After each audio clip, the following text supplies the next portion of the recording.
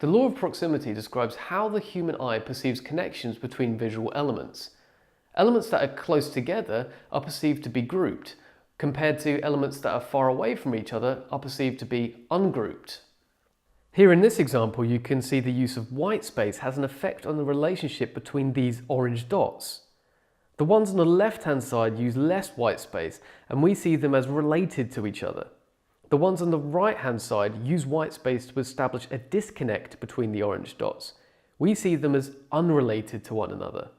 Similarly to Hicks' law, the law of proximity is not only applicable to just digital products. There are examples of the law of proximity in things just as simple as a book.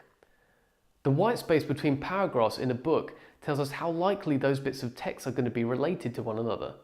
But thinking back to digital products though, we can see examples of the law of proximity here in use on the GitHub homepage. The sign-up component on the right-hand side, which I've circled in red, is using the law of proximity by grouping the username, email, password, and call to action together in a white box. At a glance, this tells me that these elements are related to one another. Here's another example from Digitalocean. The elements on the left-hand side of the navigation are split from the ones on the right. This is telling us that these two sections are different from one another.